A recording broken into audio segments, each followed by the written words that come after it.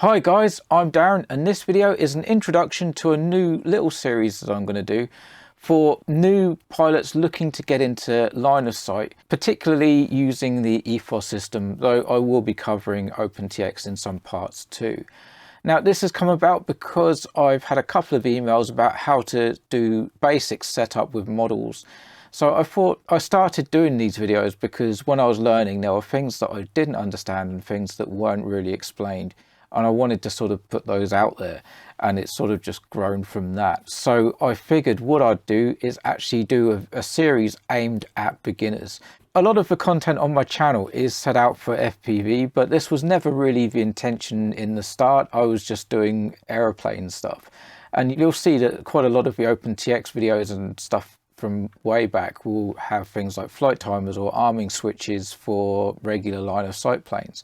And you know, it's something that I really enjoy doing too. I love flying line of sight, I love flying slope soarers. So all this stuff to me is just natural anyway. So this series will really be aimed at beginners getting into the hobby and flying line of sight, or it could even be aimed at people who are flying FPV but want to try out line of sight too. Because, you know, it is a great thing to learn. It's a completely different experience, but also the skills you learn line of sight can come in handy if, for example, your video goes out. There's some nice crossover, and likewise, people starting with line of sight could progress into FPV. There's no real reason why the two can't coexist. So before going into the plans for the series, there's a couple of things that I wanted to put out there if you are new to this and you are looking to get into RC flying. The first one is, even though it is quite tempting to try it on your own, I would highly recommend joining a club. You'll probably be able to find one local to you. If you're in the UK, you can look up the BMFA and they have sort of local clubs listed. Or if you're in other countries, you probably will have a national flying association for RC planes, and they can point you in the direction of your nearest club. And I'm quite happy to go through all this technical stuff. Setting up a radio, all that is, you know, nice and easy to do on the internet. But where the club will really come into its own is when you start getting stick time. You can be connected up to a buddy box, so you'll have an experienced pilot next to you. If you start going wrong, they can take control and save the plane. They can also give you loads of experience and loads of help for when you're learning. And that's what I found is I went there. My first flight with a plane was absolutely amazing. And I was flying it for quite a bit of it, but I knew I had a very experienced pilot next to me. And quite a few times during the flight, he did take control over, gave it back, and I carried on flying. And it was just a great time. But they can see where you're going wrong and give you hints for getting back on track and getting it right. So I would recommend joining a club. If you can't for whatever reason, then it would be worth looking at some sort of stabilizer, maybe something smaller to begin with. So if you do crash it, one, it's not going to cause, you know, too much damage to itself, but also it's not going to hurt anybody if you're flying in somewhere like a park. Of course, check out your local regulations for where you can and can't fly these things. So the other thing that I wanted to mention is the type of model, because this is quite an important thing.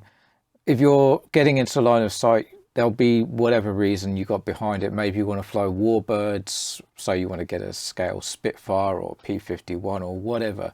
You want to fly these planes. Or it could be that you've seen some awesome people flying 3D and you want to try that. These aren't beginner planes. You should really start off with something that is beginner friendly, will be easier for you to fly. And then as your skill progresses, you can get into the faster, the trickier and the more difficult to fly planes.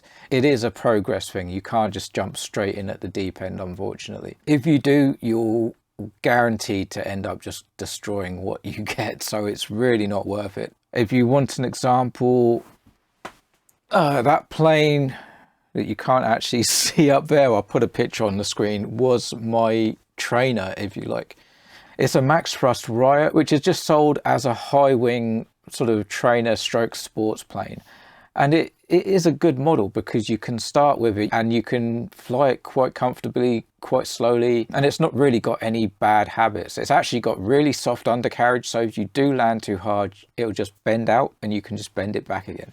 So it's a really good plane. I've actually got a little review video. I'll put a link up if you want to see it in action, because you will see that you can actually take a lump of lead out the nose and this thing will fly absolutely amazing. You'll have a lot of fun with that.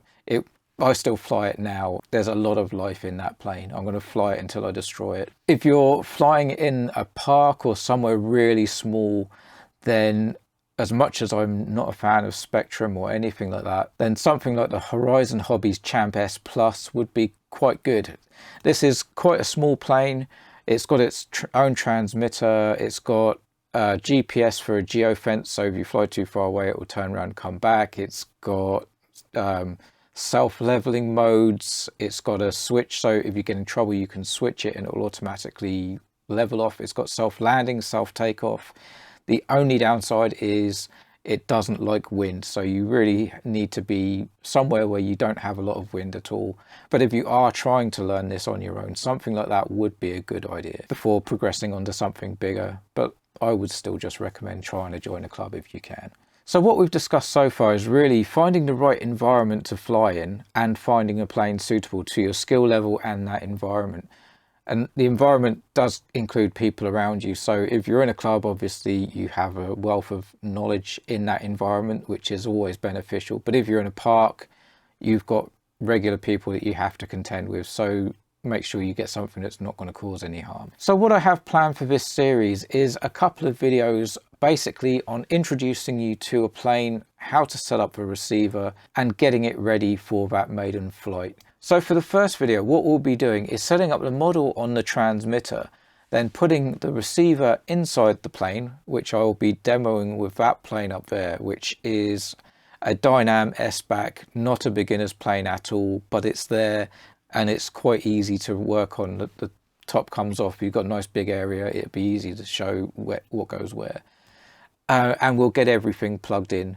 I'll show you how you know which servos plug into which sockets on the receiver. We'll plug a battery in, we'll calibrate the ESC, we'll get it so that it's working fine. And that will be the first video. The second video, what I'm actually going to do is show you how to bind the receivers. Now, I probably should do this video first, but I'm waiting on a receiver to turn up. If that turns up before I film, I may swap the order of these videos around. So basically, I will be binding using EFOS because that's what I've had more questions about, but I'll show where to do it in OpenTX. The actual process is exactly the same, just where to do it is different. But we'll be binding all three types. We will be binding ACCST, Access, and Tandem. So that video will contain everything you need to know for binding FreeSky receivers to your transmitter. After that, we'll have a video on control surface movement, how to set up throws, how to have different rates, because what you may find, especially when you do progress onto stuff like this, is you may want to use multiple rates. And what rates basically are is a switch that allow you to adjust how much the control surface moves. So for example, you would have your full rates, which is 100% movement, and it could move the control surface, say 20 millimeters. You switch it down to low rates and it could move from 10 millimeters, for example. But we'll cover that in the video. After that one, we should have a model that is ready to fly. And once you're ready for the maiden, that's about as far as I was planning to go with this series. But of course, if you are new to line of sight and there's something that you don't feel is covered very well, or no one else covers it at all, then please leave a comment and I'll of course add that to the series. At the end of the day, what I would like to do is help new pilots get into the hobby, and if there's something that they do get stuck on, I would like to be able to point them in the right direction. So that's an overview of what's coming soon. So while we're on the subject of series, I asked a few videos ago if people would be interested in an iNav build series, and basically most of the replies I got were yes please. There weren't anyone that said nah, we know how to do this.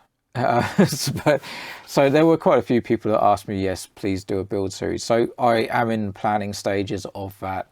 It will be based on, again, someone brand new to FPV will be building the plane, putting iNav in it, setting everything up all the way up to the maiden. And then there will be a video going over the process of the maiden and what you should check for, and just good practices. I think that will be more useful than just showing a maiden. I've had people say, it would be great to see the maiden of this, but I don't really take a lot away from maiden flight videos, to be honest. You see someone throw up a plane. If it's trimmed, great. If not, you see them try and trim it or trim it. But what really matters is how it flies after it's trimmed, as far as the actual plane itself goes. You always will potentially have trim issues, so this is just something that should be expected.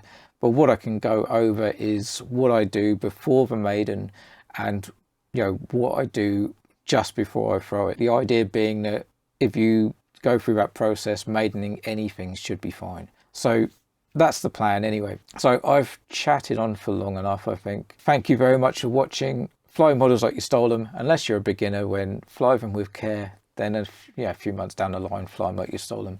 But anyway, have fun, guys. See you on the next one. Bye.